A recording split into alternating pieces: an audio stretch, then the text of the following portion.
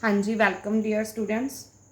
अपना system of unit chapter चल रहा है। नैक्सट टॉपिक स्टार्ट कर रहे हैं आप लाइट ईयर।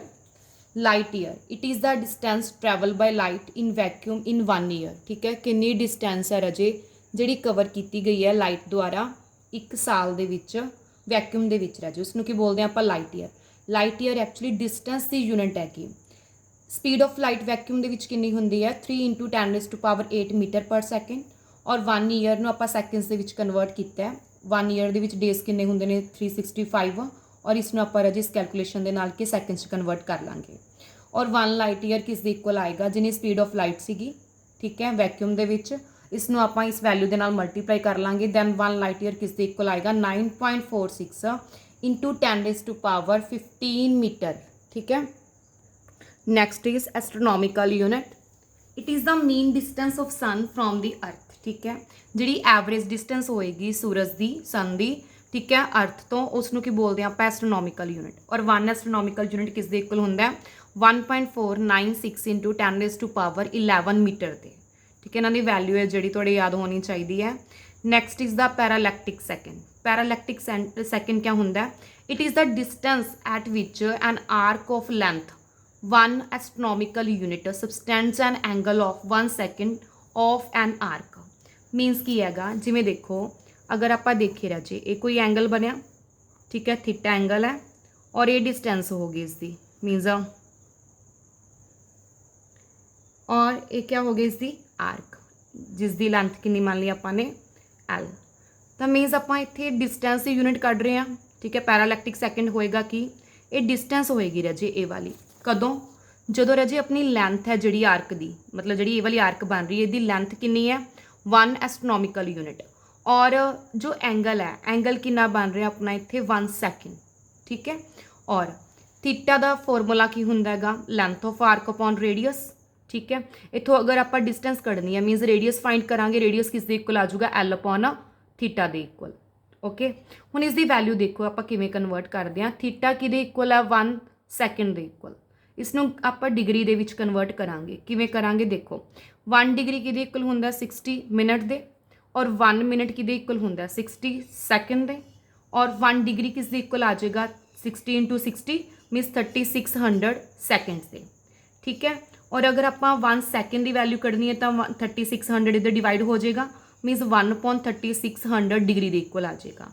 और जो 1 डिग्री है उन्होंने आप रेडियन के विच कन्वर्ट करांगे हुण, और 1 डिग्री नूं रेडियन च कन्वर्ट करने लई की हुंदा π/180 दे नाल मल्टीप्लाई कर दो। ठीक है, π/180 दे नाल मल्टीप्लाई कर दो, दैन आंसर किस ऑब्टेन हो जाएगा रेडियन दे विच। ठीक है, तो मीनस 1 जो सैकेंड है वो किस दे इक्वल आएगा 1/3600 × π/180 रेडियन। ठीक है, ये अपना 1 सेकेंड इस दे इक्वल बन जाएगा इन्हें रेडियन दे इक्वल। देखो अगे आर किस दे इक्वल है एल अपॉन थीटा दे। एल मीनस एस्ट्रोनॉमिकल यूनिट है ना लेंथ उसकी 1.5 × 10⁻11 आ जाएगा अपॉन 1 सेकेंड। 1 सेकेंड की वैल्यू अपन हुणे फाइंड की है आफ्टर सब्सटीट्यूटिंग दिस वैल्यूज़। ठीक है रजे, अपने को आर है जो फाइंड हो जाएगा डेट इज़ इक्वल टू 1 पर सेकेंड। ठीक है, और 1 पर सेकेंड की वैल्यू कितनी आएगी 3.08 × 10⁻16 मीटर दे। ठीक है, ये वैल्यू आएगी 1 पर सेकेंड की। नैक्सट आप रजे सप्लीमेंटरी यूनिट्स ने जड़ियाँ वो डिस्कस करते हैं। First is the radian. Radian की होंदा it is the plane angle between the 2 radii of a circle which cut off from the circumference and arc equal to length of the radius. देखो plane angle की बनूगा जिमें देखो ये वाला radius हो गया अपना सर्कल का, और जो ये रजे आर्क होएगी, ठीक है, वो इन्ना जो एंगल सेंटर के उपर सबसटेंड कर रही है।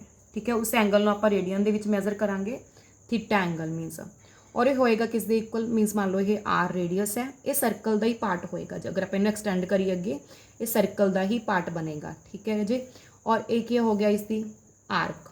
ठीक है, थीटा कि इक्वल होएगा आर्क अपॉन रेडियस। ठीक है, एक्चुअल दे विच देखो होना भी थीटा किस दे इक्वल बनया एल अपॉन आर ते। ठीक है, एल भी की है रजी आर्क मीनस वो भी एक डिस्टेंस होगी लेंथ होगी मीनस वो यूनिट भी आप मान लो मीटर अज्यूम कर रहे हैं।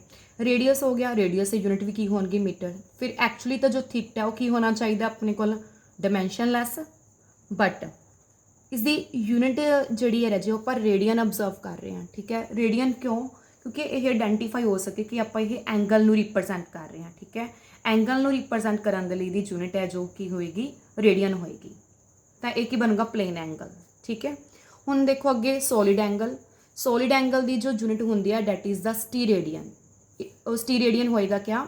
It is the solid angle with the its apex at the center of a sphere that cuts out an area on the surface of the sphere equal to area of the square whose sides are equal to radius of the sphere है जी।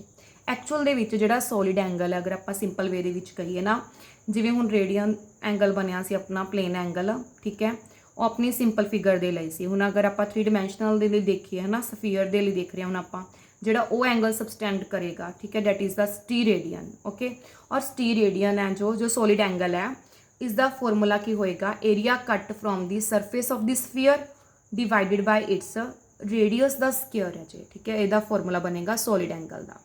Okay, next topic आप discuss करते हैं that is the advantages of the SI system of unit. ठीक है, first देखो advantage rational system of units. जो SI system of unit है ये रैशनल सिस्टम ऑफ यूनिट है। इसका मतलब की है, जिवें हुण आपां MKS सिस्टम ऑफ यूनिट्स कीता सी, MKS सिस्टम ऑफ यूनिट दे विच की है कि जो फोर्स है राजे, फोर्स की आपां यूनिट है जी एब्सोल्यूट यूनिट है वो न्यूटन डिफाइन कर सकते हैं, और जो ग्रेविटेशनल यूनिट है वो क्या बनेगी? Kilogram force. ठीक है, और SI दे विच जो फोर्स है वो ओनली वन यूनिट ही होंदी है, डैट इज़ न्यूटन। तो मीनस इन SI अगर कोई फिजिकल क्वांटिटी है उन्होंने सिर्फ आप इको यूनिट के नाल ही स्पैसीफाई करांगे। ठीक है, मोर दैन वन यूनिट जड़ियाँ उहदियां नहीं होणगियां।